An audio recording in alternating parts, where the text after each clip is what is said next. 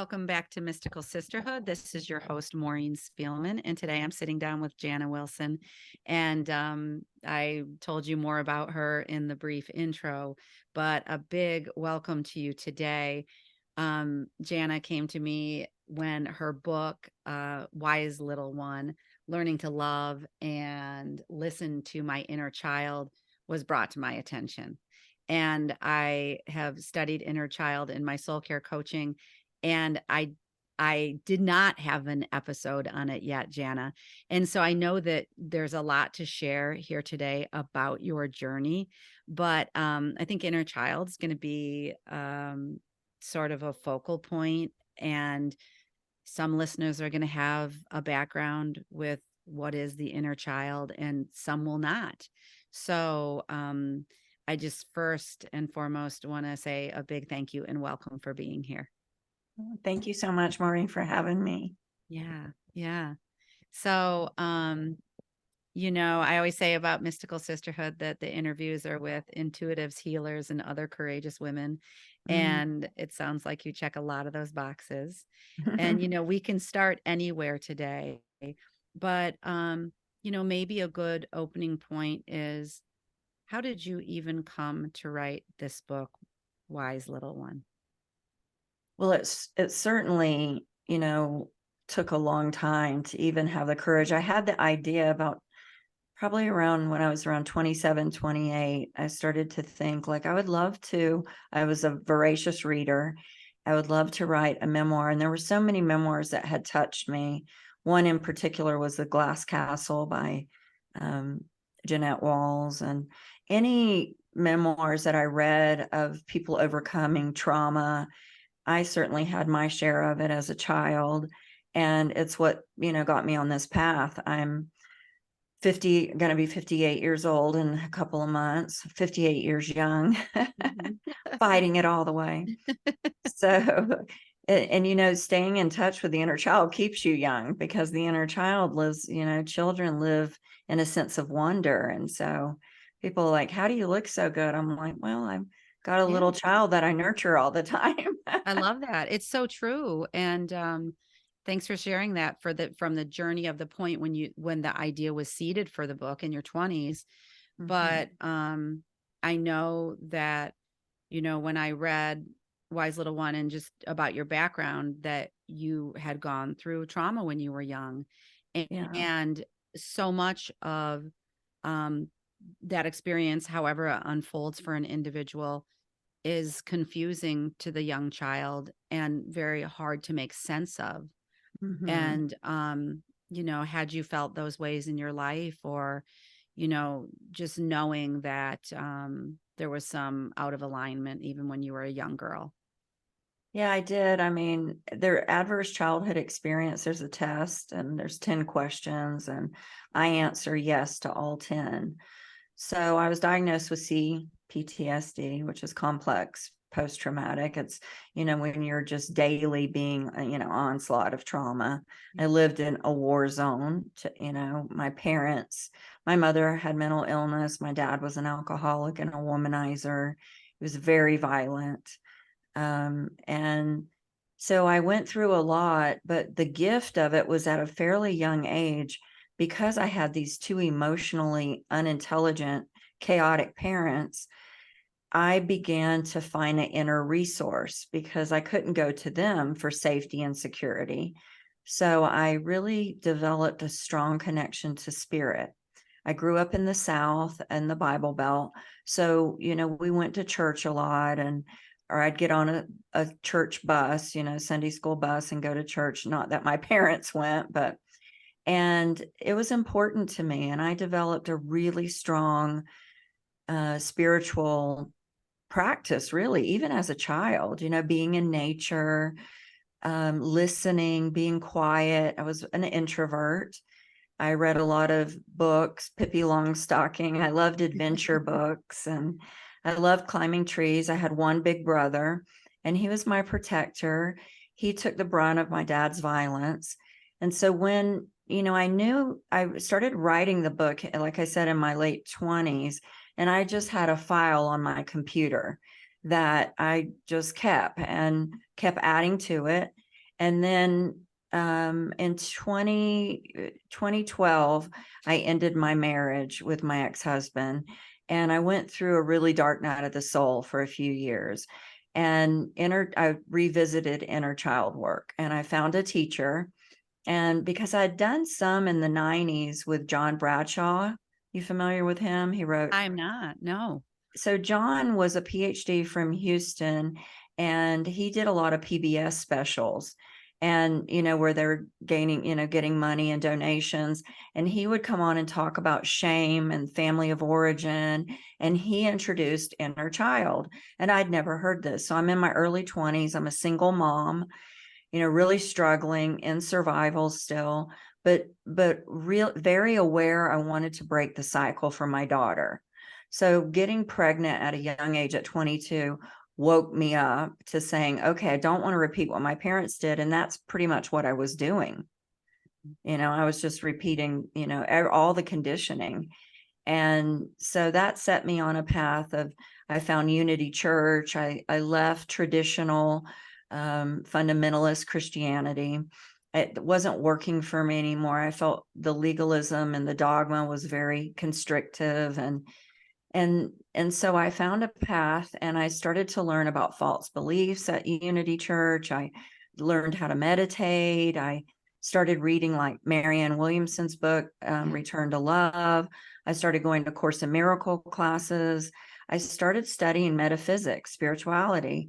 And then I met my teacher, Dr. Brian Weiss. He had written Many Lives, Many Masters. And that book was it. It woke me up. My soul, we don't know. We live in a mysterious universe, Maureen, but when I read that book, and, it gave me this question, and you and I both know as coaches, the quality of our life depends on the questions we're asking ourselves. Mm. And this question was, what if, I love what if questions. What if my soul chose those parents? And it was actually by choice that I went through all that trauma. And I wasn't really a victim of it. I was actually a creator of it. And at that time, I didn't really understand karma and stuff, but just that question helped me look at myself in an empowered way. I no longer was a victim of being called white trash and being poor and a single mom, being labeled a whore because I didn't value myself. All of a sudden, I saw myself kind of like a badass. I was like, wow, I must be a pretty grand soul to have chose this, right? Yeah, absolutely. Well, right there. I mean, I find it fascinating to listen to your story and people's stories, because when we listen to someone's stories, we can see the searching for the light, and that you knew that from a young age, like even in your teens, or what created, you resonated with that playful sense, or as you went through what your beginning truths were. But there's part of us on this soul's journey that feels like you went through so much, and thank you for sharing that and just holding that for you. um and and you were pulled towards the light, and it was like, okay, we're going to find the exact right ways that match you and what you need. And man, did it start coming to you in terms of just like, it feels like, try this, read that, expose yourself. And I've never heard of the man you just said that was on PBS. I've never heard of him. But to think that in the 90s that this was being seeded out there, because we tend to think it's really new stuff, but how beautiful that was being offered on public television. Actually, that was the late 80s. That was Late like, 80s. yeah, Yeah. my daughter was born in 88. So this is probably around Yeah. 89 It's or so. amazing. Yeah. And yeah, I was very serious though. There was nothing more important to me, Maureen, than healing Mm-hmm. and connecting to spirit, because even in my early 20s, going back and living with my mom Mm-hmm. after going away to school, I was the first in my family to finish high school, much less go to college. And, now I'm back at home with my mom, and I have a baby, and I've got to confront my mom on things that happen. And if you backtrack 10 years from that point, that was when I had the spiritual awakening, where I start with a prologue of the book. I'm 12 years old. My dad's beating my mom. I'm run outside. My brother's not there. I'm praying to God to save me, and I'm pulled out of my body. And I have an out of body experience where spirit tells me, those are not your parents. I am. And that is not your life. This is. And when I looked kind of around, like, where am I?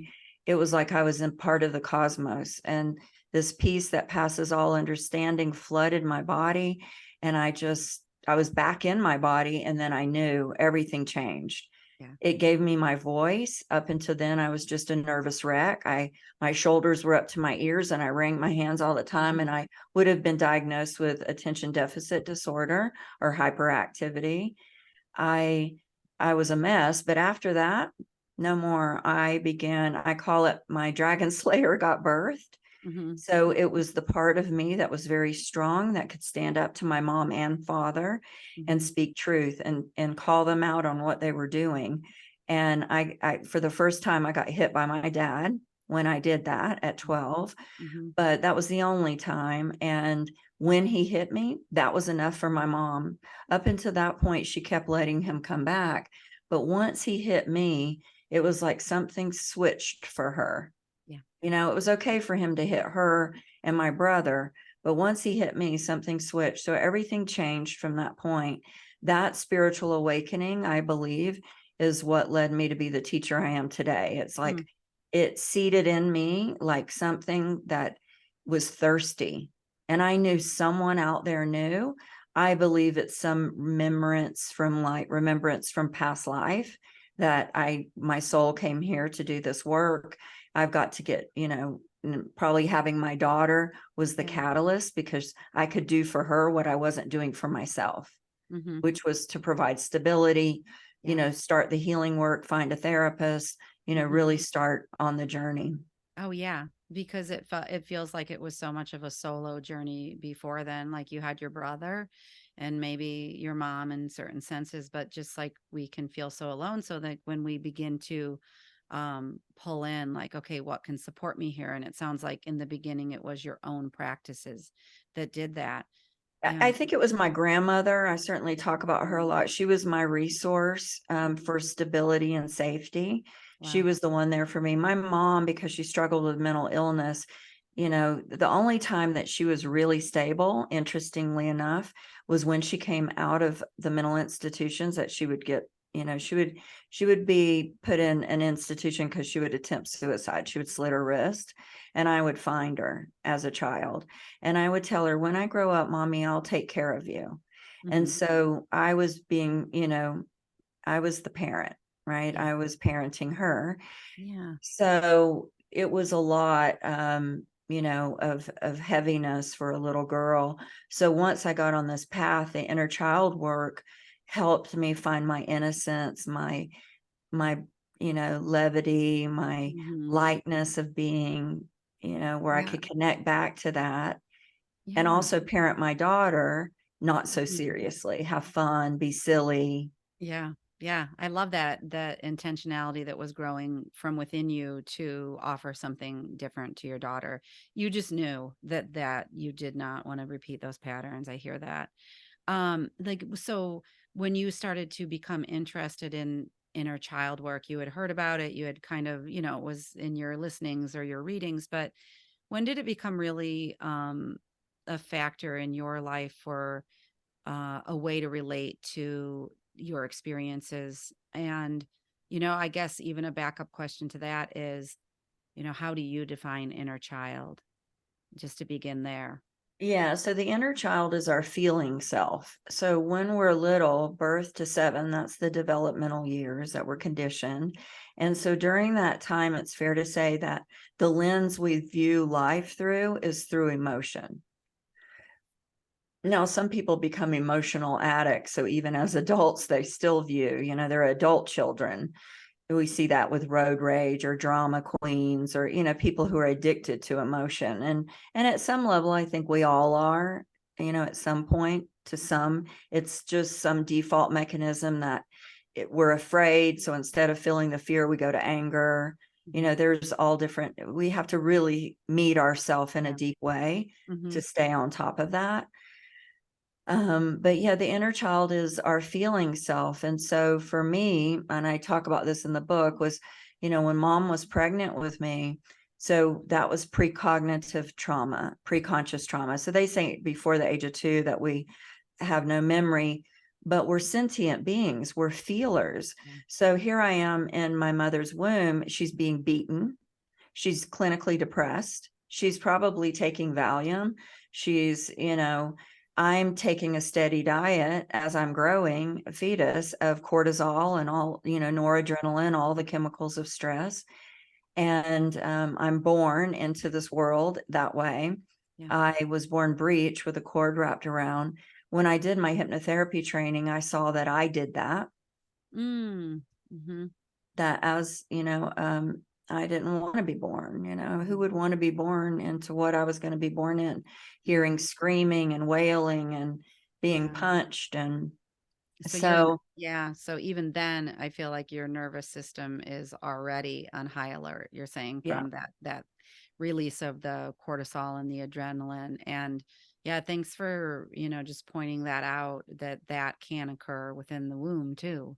Yeah, we see it with drug addicts. I mean, you know, Mhm. a mother who's on drugs, or, yeah, or alcohol or Yeah. fetal, alcohol syndrome. Mhm. Mhm. But, for me, it settled in my gut.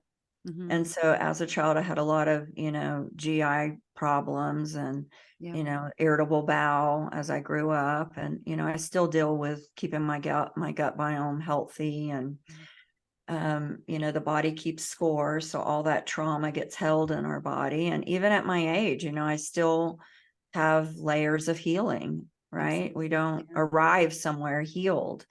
But inner child work, the teacher that I took on, she taught reparenting. And she said, if you have an intention, and as you know, intentions are most important given any situation, when we're very intentional about what we're doing, we'll manifest it, right? Because it's energy. And so if we have an intent to be a loving adult to ourselves, and to really have compassion, that little girl in me, that sweet precious little brown-eyed girl, she suffered a lot. And then I just kind of picked up where my parents left off, and I didn't value her. I gave her away to men. I was raped in college. I was promiscuous after that. It's like, well, that's what happens with girls like me. I'm bad. I Mhm. didn't value myself. And so inner child work changed my life because I was able to see my pure and innocence, that I am good, that I am Yeah. lovable, that there were things that happened to me, Mhm. but, they really happened for me to grow and Right. learn how to value myself and be a Yeah. loving parent to myself. It's such a beautiful kind of I don't know, progression and embracing you had of the possibility that there could be another way, and that hopefulness that was in you, and then beginning to access the tools. Um yeah, I appreciate that. So it's the reparenting and going back. I've heard it called remothering, and going back and giving these reparative experiences to this young part of you. And I don't know, do you want to add something to that? Yeah, well, I wouldn't just say remothering, because I also didn't have a good father, and so I Yeah. didn't feel protected. So in Yeah. reparenting, we're really taking both roles of mother and father, Yeah. and saying, because the father, say, that's the protector, that wise part that isn't prey. Like, once I learned how to reparent myself, I had an energy field around me that I was not prey to any man or anything. I mean, if anything, I had a tough girl, like, Mhm. I would I'd probably be called bitch over anything, right? Because I Right. was like, Yeah. so, but of course that has to be balanced. I don't want to get rid of myself, of Okay. that part of myself. When I met Debbie Ford, my teacher and who I trained with in shadow work, she said, she came out on stage, and I'm at a spiritual conference and for Hay House down in Miami. This is like 2003. She's like, "Hi, I'm Debbie Ford and I'm a bitch." And I was like, "Oh," I looked at my girlfriend and I said, "Well, I am too. I'm trying to get rid of that part of myself." Yes. Well, and it's funny you should say that because I just recently, about 3 or 4 months ago, read her book, The Dark Side of the Light Chasers, I think it's Mhm. called.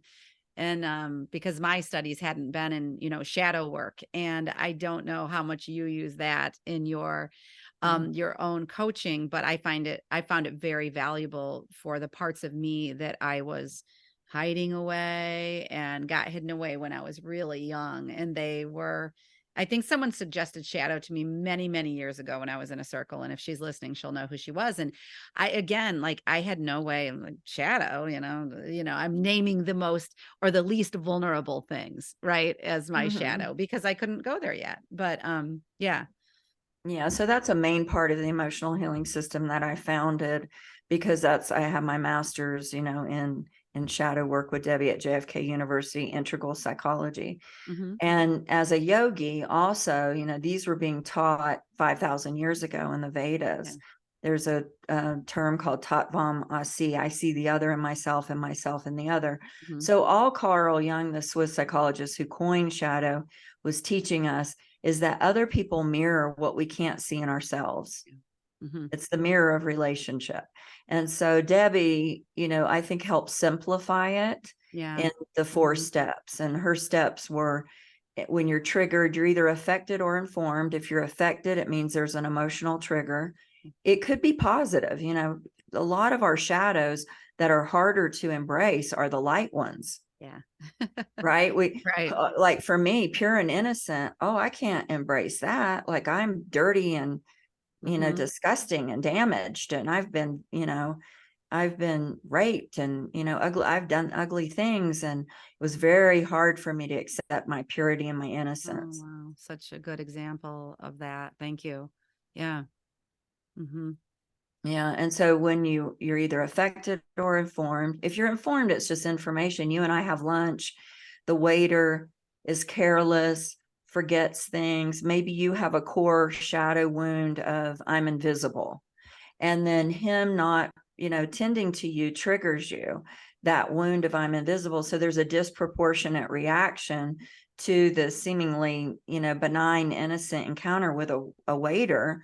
But for you, it picked a wound that you've Hmm. been carrying your whole life of I'm invisible, right? Absolutely. Yes. And then Yeah. I'm sitting there going, why is she getting so upset about this? Like, who cares? The guy's in the weeds, or, like, Yeah.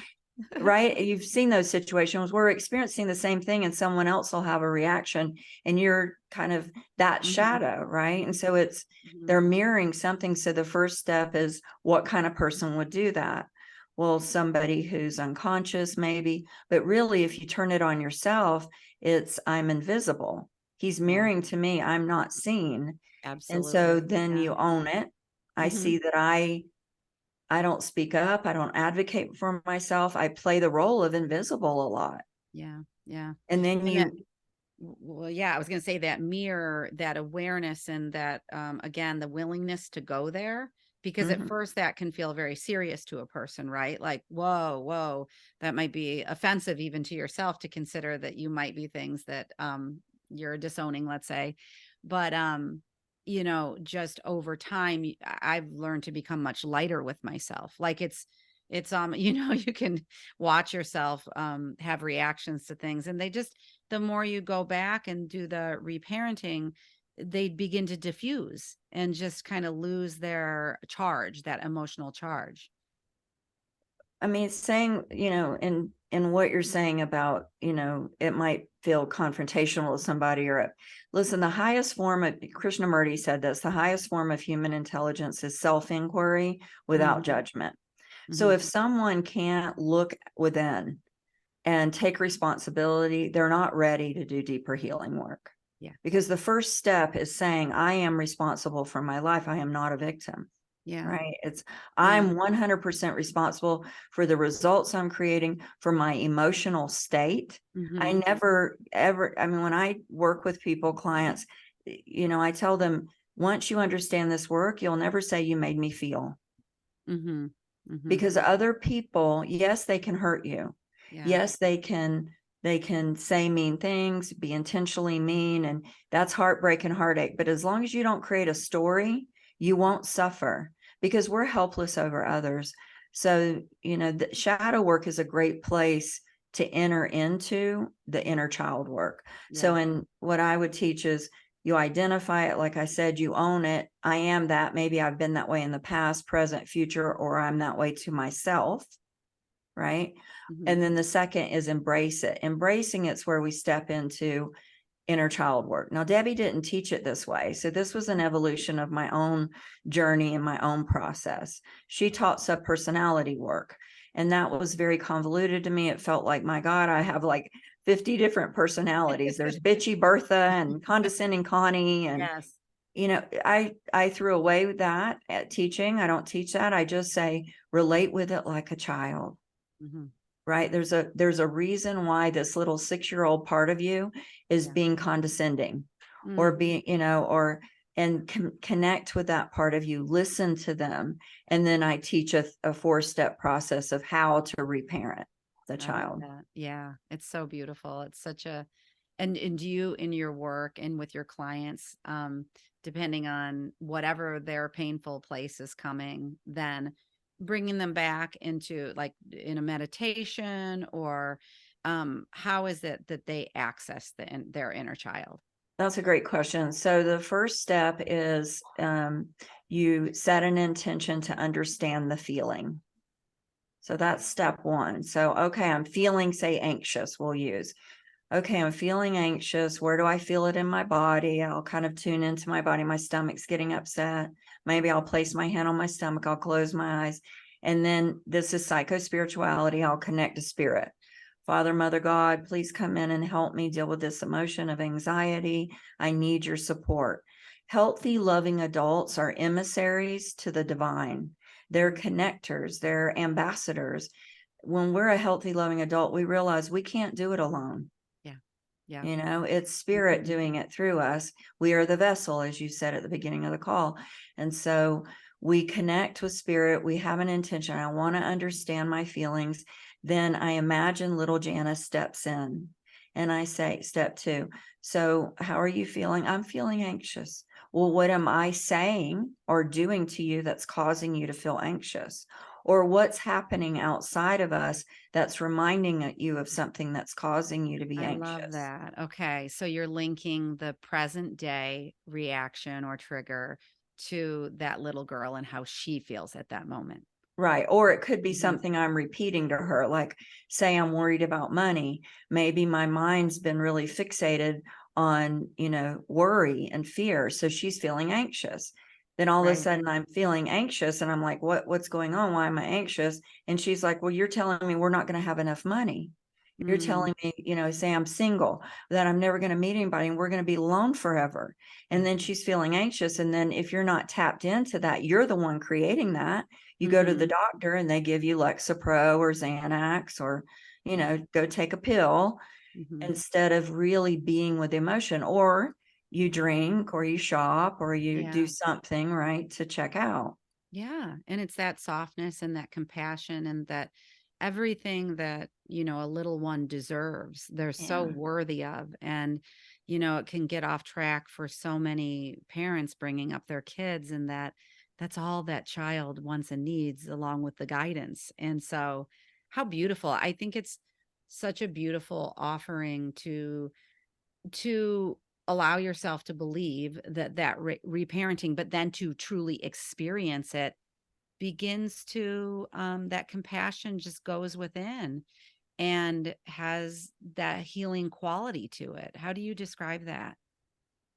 Yeah, it's a bond. It's a love. The night before I met my husband, my present husband, Lance, I talk about in the book, and Mhm. I start the book really in 2015. The day before I met him, I was at a retreat, a meditation retreat in California, and I just kept getting out. We were meditating maybe 6 hours a day.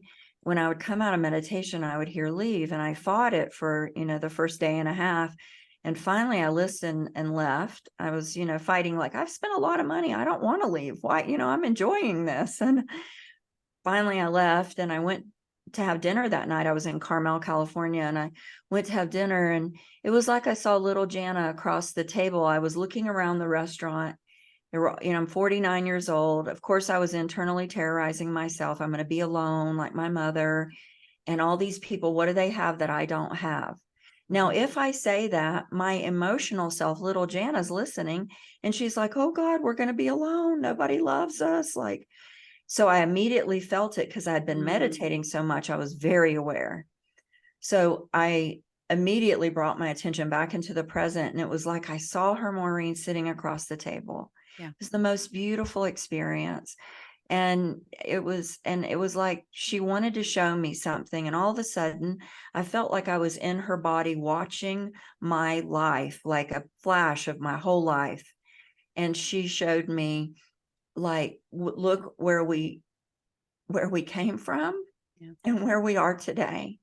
And I'm so proud of you. And I love you so much. And look at the life you've given me. Yeah. And so much love for myself poured through me in that moment.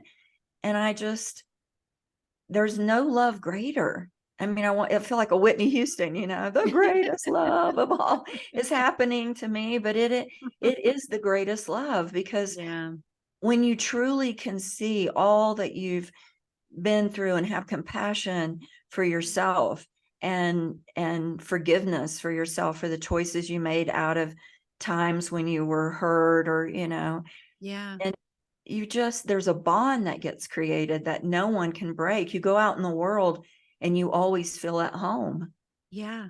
I love it because I've seen on my own journey too that my mind used to, before I got into this kind of work, I mean, even a few years ago, my mind would ruminate on things Yeah. that had occurred in my past. And it just, I think they had shame attached to them, and they would try to, take over my mind in sort of old ways of being hard on myself. I like how you just said the inner terrorizing. I mean, for real. And I think that's really relatable for people. And through that younger that because we're all one, right? Our inner child, who we are presently, who we are in the future, this is all one. So when we can give that compassion, all of us receives it, which is such a Well, that beautiful would be thing. the wounded child. When we're listening to a voice, that inner critic, Yeah. the ego easing God out, right? Mhm. That is the part of us that was just conditioned, after our caregivers, Yeah. and after, and we pick up where they leave off. If we had parents who didn't see or hear us, Yeah. more than likely our work is going to be learning how to see and hear ourselves. Hmm. And stop looking for acknowledgement from the outer world and Oh, give it to ourselves. yeah. Um, two thoughts are coming to mind. One, the restaurant in Carmel, California. I feel like that could just be like a painting. Have you ever had that image painted of you and your Oh, little girl sitting at the oh, table? It's I just so love that. I beautiful. just got Yeah. goosebumps. Yeah. I love that for you. And then the other thing is that this what you're talking about, and having these reparenting and these new experiences for your Hmm. clients, are you seeing people of all ages come in to access this? Like, there's no entry point that's too young or too old. I just speak to that because I want people to know how accessible it is and how transformative it can be, no matter where you are in your life. Yeah, absolutely. I have clients in their early 20s to, in their 70s. We just led a retreat, my husband and I, in Florida, a group retreat. It's called the Emotional Healing Experience. It's a 5-day retreat immersion. And, we had a young lady there in her 70s, Mhm. and we had a few in their 20s. And, so this is it's never too late to have a happy So childhood. beautiful. Oh, I love that. Yeah. I love it. How often do you run your retreats? We do the 5 days twice a year, usually in the Okay. spring and fall, and then we do 2 3-day, kind of like a primer, Yeah. for the 5-day. Mm, yeah. I'm sure it's a hugely transformative experience for those and yourself. It has to be Oh, leading I such, love it. I love right. doing the work. I have a retreat center here in Santa Fe. It's a 2,600 square foot yoga studio, 3-bedroom. Clients, when they come here, that's where they stay. I have one arriving Sunday. and I'll work with him for 5 or 6 days. They usually stay about a week. Mm-hmm. And I usually primary, my husband's kind of secondary. He'll come in, especially if he's a physician, if they're on meds and they're wanting to get off of it. He Yeah. teaches a lot of neuroplasticity and epigenetics. And so it Mm-hmm. really is a nice complement, because everything we're teaching in the emotional healing system has its roots, some in metaphysics and spirituality, and Yeah. some in science. So it's a Mm-hmm. nice dance, a balance between the two. Yeah. I had a question from a coaching perspective. There's a lot of, I've trained with a lot of coaches, and a lot of coaches I know listen into the podcast. But what have you found beneficial for your clients in terms of, um, I feel like in a more traditional therapy, a therapist may not name exactly what they're doing per se, just really creating like container of safety and a space for anything to be held, confidentiality, of course. But like, do you name shadow work? Do you name inner child so they can also have like almost like a mind attachment to what they're doing? Or do you just like to go into the work and let them more experience it? No, it's very educational. So I consider myself a emotional healing teacher, Yeah. educator. Mm-hmm. So if someone's calling and they want to know, like, what does it entail? I tell them, think of it as classroom, you're learning, Yeah. and then experiencing, I because love it. Yeah. experience without knowledge, or knowledge without experience, really is ignorance, because you need the experience. Yes. Well, one of my last clients actually that came to the group and did a private with me was a psychiatrist. Mm-hmm. And a lot of even psychotherapists, PhD psychologists who come here, we work with a lot of clinicians. We have a healing the healer. It's the Mm-hmm. same content that we do with Yeah. private, but we give Right. them CMEs, and they, um, Yeah. they say, I didn't learn this in school. I didn't learn how to teach shadow work like this. I didn't learn how to simplify. They are not taught to teach. They are taught to listen for 50 minutes, and it's not enough time. Yeah. So to answer your question, they get a 62-page workbook when they come, whether it's group or private, and everything is sequential. So we start from, the foundation, which is self-awareness, which is meditation, Mhm. all the spiritual practices. Then we move into really understanding the psyche through psychosynthesis, teaching parts therapy, doing shadow work, doing mirroring, Oh, negative, dark and yeah. light. So there's a lot of Mm-hmm. experience. And then we go into the reparenting, we do breath work. Um, in private work, we have equine therapists come, shamans come. I mean, it's a really rich, think of if you were at a place in your life and you really wanted massive change and you wanted to go somewhere and get the most, Mm, right? Like leave unrecognizable to yourself. It is a deep dive intensive. It's yeah. for most people, and we do interviews really complete, because it takes a fair amount of IQ too to do this work, Mm-hmm. right? Like it's and discipline. Yeah. Mm-hmm. People look for the quick fix, it's like Absolutely. they just want to be fixed, and it takes work. Yeah. I love Happiness how, is our birthright, but we have to work for it. yeah, it's true. And we have to know it's possible. I think you're sharing because I didn't know of how you do your work and out in New Mexico. It's so beautiful and it's very unique. I haven't interviewed anyone who's offering, week long sort of experiences, but it's very true that I feel like it must be that when people come to you, if they have forgotten their light, if they are not remembering it, that it is that reigniting and the lighting the flame and knowing that it exists and to bring that life back, that life force and the energy. And thanks for sharing too your process. I myself, I love the education part of things because it's Mhm. what's helped me heal as I've learned about these things. And it's just really beautiful work. I need Yeah, to plug in my computer real quick. sure. So, Jana, I don't know what I've left out today. If, as we kind of round out the interview, if there's anything coming to mind that you want the listeners to know before you tell them where to find you? Well, I think, if I could leave one nugget of wisdom for the listeners that I feel like is if you're on a healing journey, more important than anything is spiritual hygiene, right? So one of my teachers at the Chopra Center, David G, he called it RPM. And RPM means rise, pee, meditate. Mhm.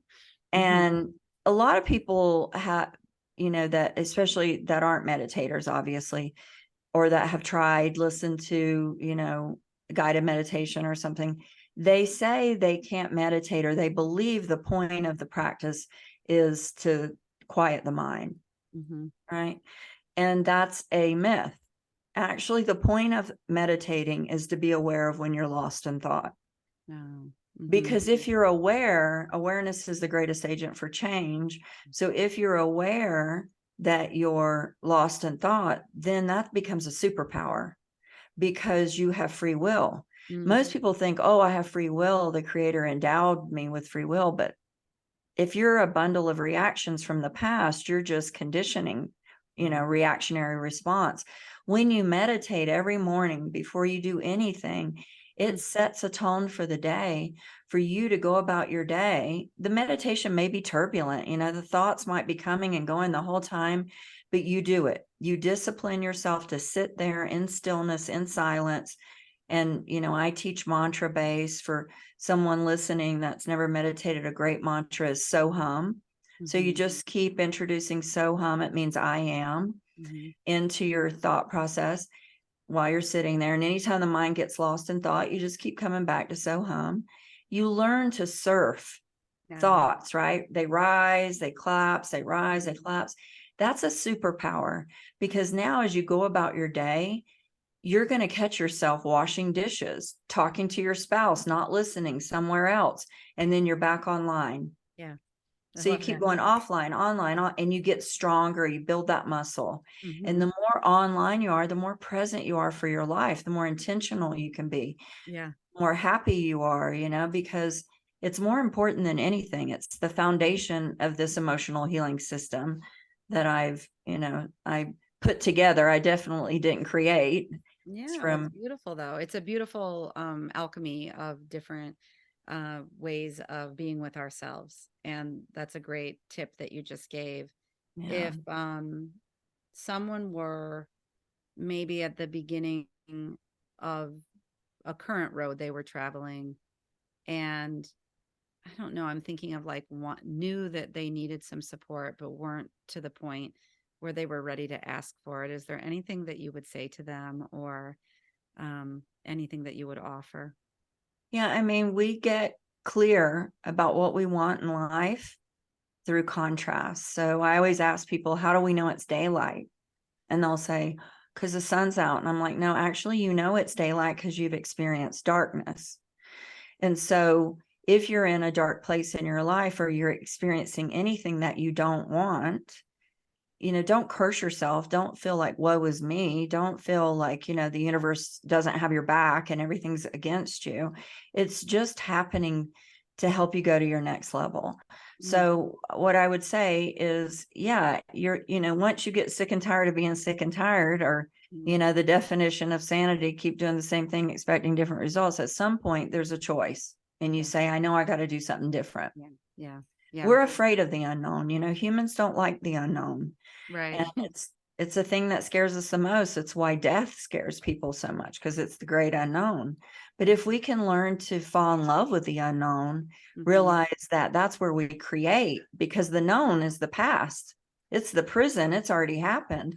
So Yeah, if we don't want to keep perpetuating more of that, we've got to do something different. yeah. And you and I, people like us, are offering people a path to do something different, to rewire their brain. Absolutely. And I think that there's just more and more, and that's why I thank you so deeply for coming on and sharing your message. I think today was a beautiful weaving of your story across time and how you started from that point of when you became empowered to all the different parts of your path, to what you've created in the present. And we don't even know what's in the future. And that's a beautiful thing. Thank you. So yeah, Jana, where can the listeners find your work? Well, I'm at janawilson.com is the book website, and our retreats are emotionalhealingretreats.com. Okay, beautiful. I will share the links in the show note and anything else you want to add. But thanks for your generous heart, spirit, and just your stories you're sharing with our audience today. They're very, very powerful. Thank you so much, Maureen. It was a pleasure being here with you. Yeah, you too. And thanks as always to the Mystical Sisterhood audience. Thank you for listening to this interview with Jana today. I hope you got a lot from it. And please share with anyone you think would benefit. Thanks, and we'll see you next time. Thanks for listening to this episode of Mystical Sisterhood. To learn more about my one-on-one coaching programs or join the Mystical Sisterhood membership, visit MaureenSpielman.com or MysticalSisterhood.com. Thanks so much. I'll see you in the next episode.